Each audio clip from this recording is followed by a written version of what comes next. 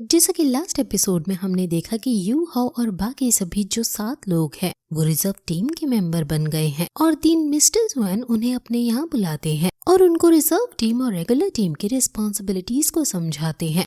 वहाँ अब टीचर जू भी होती है जो उन सभी को एक बैच देती है और बताती है कि ये बैच एक तरीके का डिवाइस है जिसके अंदर तुम मुसीबत पड़ने पर अपने सुपीरियर्स को सिग्नल दे पाओगे। यू हाओ टीचर जू से पूछता है कि वो यहाँ क्यों आए हैं, जिस पर वो बताती है कि आउटर कोर्ट यार्ड में मैं क्लास 1 और 2 तक की टीचर हूँ, लेकिन इनर कोर्ट के अंदर मैं श्रेक वॉच टीम की लीडर हूँ और अब हम अपने मिशन पर चलने को तैयार हैं।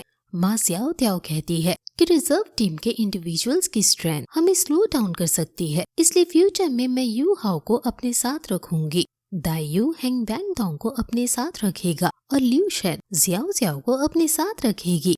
दाई यू हेंग अब सभी को एक डिवाइस देता है जो लगाने पर सभी के पास आर्टिफिशियल विंग्स आ जाएंगे जिससे सभी उड़ पाएंगे। इसको पहनने के बाद जब इसमें हम सोल पार को इंजेक्ट करते हैं तो इसके नीचे से बहुत ज्यादा अमाउंट में हवा निकलती है जो हमें उड़ने में मदद करेगी। जब हम एक हाइट पर पहुंच जाएंगे तो इसके विंग्स अपने आप खुल जाएंगे और हमारी स्पीड तेज हो जाएगी। दाई यू हेंग एक राजा का बेटा है, इसलिए काफी सारे पैसे होने की वजह से उसके पास एक अनमोल गैजेट है जो सभी को वो एक एक दे देता है और सभी जिंगलो एम्पायर की इतनी रहीसियत को देखकर हैरान हो जाते हैं। कायतू जो कि सोल गाइडेंस टूल का एक को स्टूडेंट है, वो भी इतनी हाई टेक टेक्नोलॉजी को देखकर शॉक है, लेकिन कहता है कि भले ही ये फ्लाइंग डिवाइस बहुत अच्छा है लेकिन वो अपने फ्लाइंग डिवाइस से ही उड़ना चाहेगा। और फिर वो अपना डिवाइस निकालता है और उसका फ्लाइंग डिवाइस जिंगलो एम्पायर के डिवाइस से ज्यादा अच्छा और इफेक्टिव होता है। जियाओ जियाओ जब इससे उड़ने की कोशिश करती है तो वो थोड़ा बैलेंस बिगाड़ देती है और कायतू उसकी मदद करता है और ना जाने क्यों इन दोनों की आंखों में एक दूसरे के लिए हमें प्यार नजर आता है। कायतू उसे उड़ना सिखाता है और फाइनली जियाओ जियाओ अच्छे से उड़ने लगती है। अब सभी उड़कर जिंगलो आर्मी की तरफ जाने लगते हैं क्योंकि वहीं से इनका मिशन शुरू होगा इविल सोल मास्टर्स को मारने का। वहाँ उनकी आर्मी के पास ये राइट है कि उन्हें किसी से भी परमिशन नहीं लेनी पड़ती किसी को मारने के लिए। और अब इन श्रेक डेविल्स का मिशन एंजल ऑफ डेथ नाम के इविल सोल मास्टर को मारने का है।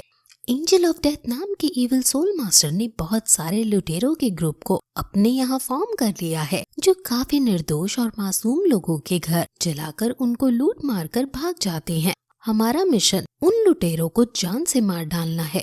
गॉड ऑफ डेथ की जो गार्डियन स्पिरिट है वो ही इविल बन चुकी है। हालांकि गार्डियन स्पिरिट यानी मार्शल सोल अच्छी या बुरी नहीं होती, इंसान अच्छा या बुरा होता है, लेकिन उस बुरे इंसान ने अपनी मार्शल सोल को ही इस वे में कल्टीवेट किया है जिससे उसकी मार्शल स्पिरिट भी इविल बन गई है। अब दाई यू हेंग बताता है कि 600 साल पहले इस कॉन्टिनेंट में ब्लडी बेबी नाम का एक इविल सोल मास्टर पैदा हुआ था जिसने कल्टीवेट करने के लिए बहुत गंदे तरीके अपनाए। 20 साल में ही उसने डॉलो ब्लडी बॉडी को प्राप्त कर लिया और फैंग हाओ डॉलो की लेवल पर पहुंच गया, श्रेक सुपरवाइजरी टीम का हेड, और हम उसे पिछले 5 साल से ढूंढ रहे हैं ताकि उससे इस कॉन्टिनेंट को मुक्ति दिला सके। लेकिन अभी तक जितना भी हमने प्रयास किए हैं उन सभी प्रयासों में हमारे कई सारे सुपरवाइजरी मेंबर शहीद हो गए हैं और उसका कुछ पता ना लग पाया है। वैंग डोंग पूछता है कि इस बार हम किस तरह के एंजल ऑफ डेथ का सामना करने वाले हैं, जिस पर माँ जियाओ त्याओ वैंग डोंग से पूछती है कि क्या तुम्हें डर लग रहा है, जिस पर वैंग डोंग थोड़ा चिढ़ भी जाता है कि भला डरता कौन है। वैंग डोंग थोड़ा माँ जियाओ त्याओ से नफरत करता हुआ दिखाया गया है क्योंकि माँ जियाओ त्याओ यू हाओ का पीछा ही नहीं छोड़ती है। दाई यू हेंग बताता है कि इम्पीरियल मार्शल जिंगलो मिंगडो माउंटेन्स के बीच है और वो हमारी इस चीज में जरूर मदद करेंगे, इसलिए पहले हम वहीं जा रहे हैं। वैंग डोंग कहता है कि जिंगलो एम्पायर का मार्शल मतलब क्या हम वहाँ के ड्यूक यानी राजा से मिलने जा रहे हैं, जिस पर वो हाँ कहता है। और फिर वो यू हाओ से कहता है कि अगर तुम्हें कोई भी हेल्प चाहिए तो तुम मुझसे कह देना, और मुझे पता है कि दाई हुआबिन ने तुम्हारे साथ पहले गलत किया है लेकिन उसकी भरपाई मैं करने को तैयार हूँ। वो यू हाओ के संग बहुत अच्छा बर्ताव कर रहा है और फिर काफी लंबे सफर को तय करने के बाद वो जिंगलो एम्पायर के आर्मी बेस पर पहुँच जाते हैं जो पहाड़ों में स्थित है। वो सभी अब बड़े से गेट के बाहर खड़े हैं और इतनी देर तक उड़ने की वजह से और इतनी देर तक उड़ने की वजह से कई लोग तो उल्टी ही कर देते हैं। और फिर मिस्टर जुआन जो कि फॉर्मर डीन है, वो टीचर जुओ को अच्छे से देखते हैं और कहते हैं कि क्या मैं तुम्हारे इस भेष बदलने का कारण पूछ सकता हूँ? तुम्हें पता है ना कि बेशक ये बच्चे तुम्हें ना देख पाए, लेकिन मेरे जैसा बुढ़ा एक्सपीरियंस नौजवान आसानी से तुम्हारे भेष बदलने को देख सकता है। ये सुनकर सब काफी शॉक हो जाते हैं कि भला फॉर्मर डीन मिस्टर जुआन ये कह रहे हैं। टीचर जुओ भी हंसते हुए कहती है कि शायद अब समय आ गया है कि मैं इन्हें अपनी असलियत बता ही दूं। टीचर जुओ अपने ऊपर से मास्क हटाती है और उनका फिर काफी खूबसूरत चेहरा और स्लिम बॉडी सबके सामने आती है और ये देखकर सब शॉक हो जाते हैं, क्योंकि इस टीचर को वो बुढ़ा और अगली समझते थे। वो तो एक जवान और सुंदर लड़की है। ज़्याओ ज़्याओ तो ये बात गलती से कह भी देता है कि आप तो बहुत गंदी दिखती थी, लेकिन आप तो बहुत सुंदर हो। ये सुनकर टीचर जुओ हंसती है और कहती है कि मेरा स्ट्रिक्ट बिहेवियर जब भी जस्टिफाई हो पाता जब मैं बुढ़ी दिखती, इसलिए मैंने वो भेष बनाए रखा ताकि तुम लोग डिसिप्लिन में रह सको। अब जैसे ही वो गेट की तरफ बढ़ रहे थे, वहाँ बहुत सारे जिंगलो एम्पायर के सैनिक आ जाते हैं और उन पर तलवार तान कर कहते हैं कि आखिर तुम्हारी हिम्मत कैसे हुई बैरिकेड्स को तोड़कर यहाँ आने की।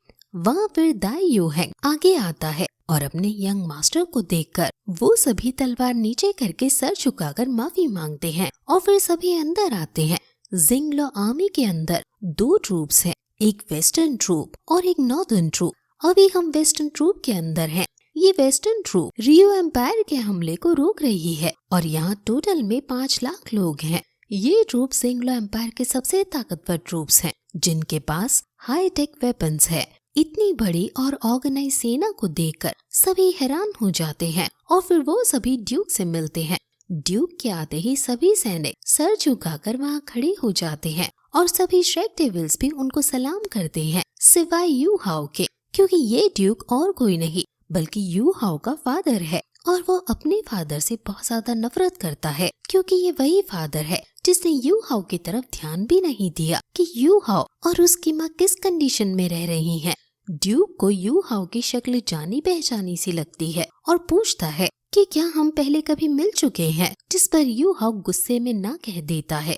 दाई यूहेंग अपने टीचर्स का इंट्रो करवाता है और फिर ड्यूक अपने सबसे अच्छे बॉडीगार्ड्स इनकी खिदमत में लगा देता है और कहता है कि हम तुम्हारी पूरी मदद करेंगे। ड्यूक उनसे यहाँ किसी भी तरह से रहने का फ्रीडम देते हैं और कहते हैं कि इस वेस्टर्न आर्मी के दरवाजे आप सभी के लिए हमेशा खुले हैं। वो सभी फिर एक दूसरे से अच्छे से बात करके उनके बॉडीगार्ड्स के साथ जाने लगते हैं। बॉडीगार्ड उन सभी को हेड गेस्ट के रूम में ले जाता है और वहाँ उनके सामने रॉयल डिनर रखता है और सभी बच्चे दावत पर टूट पड़ते हैं और वो दावत करते वक्त बात कर ही रहे होते हैं कि वो लुटेरे कितने बुरे हैं कि तभी वहाँ एक सैनिक अपने घायल सैनिक दोस्त को लेकर आता है और कहता है कि वहाँ 300 से ज्यादा लुटेरे हैं और उनमें से हर 10 में से एक आदमी सोल मास्टर है और उनका लीडर सोल किंग का सोल मास्टर है और बाकियों की एबिलिटी हमें नहीं पता। उनका एक्टिविटी एरिया मिंगडो माउंटेन्स के बीच में है और वो किसी टारगेट को सेट करके उस पर हमला करते हैं और उन्हें लूटते हैं। ये लोग बहुत ज्यादा क्रूएल हैं और जो लड़के हमने भेजे थे उनमें से सिर्फ एक ही जिंदा बच पाया है और वो भी अधमरी हालत में। लेकिन अच्छी बात ये है कि हमें उनका एक मैप मिल गया है और उनके अगले निशाने की जगह भी वो इस जगह अपना हमला करने वाले हैं और अब उनको साफ करने का जिम्मा आपका ही है। टीचर जो उन्हें अभी निकलने को कहती है और फिर तुरंत सभी श्रेक डेविल्स निकल पड़ते हैं। मैप के अनुसार वो उस लोकेशन पर जाने लगते हैं और फाइनली थोड़ी देर उड़ने के बाद वो उस जगह पर जाकर इन्वेस्टिगेट करने लगते हैं और पाते हैं कि यहाँ के पेड़ आधे कटे हुए हैं और वो समझ जाते हैं कि ये उन लुटेरों ने काटे हैं, क्योंकि ये खास पेड़ जो है ये उनकी मार्शल स्पिरिट के लिए बेनिफिशियल होता है। वो यहाँ वहाँ बैंडिट्स को ढूंढने लगते हैं और फिर उन्हें पता चल जाता है कि कहाँ उन्हें लुटेरे मिलेंगे। टीचर जो यू हाओ को सबसे ज्यादा चौकन्ना रहने को कहती है, क्योंकि उसे ही सबको मेंटल डिटेक्शन की पार देनी है। यू हाओ तुरंत मेंटल डिटेक्शन से सभी को पार देता है और सभी अपने आसपास 250 मीटर तक देखने में कामयाब हो जाते हैं। सभी अपने ऊपर एक मास्क लगा लेते हैं ताकि इन्हें कोई पहचान ना पाए। सभी लोग 250 मीटर तक जब देखते हैं तो उन्हें काफी सारी लाशें मिलती हैं और ये देखकर ज़्याओ ज़्याओ और जियांग की तो चीख ही निकल जाती है। टीचर जो उन्हें शांत करती है और धीरे धीरे आगे बढ़ने लगती है।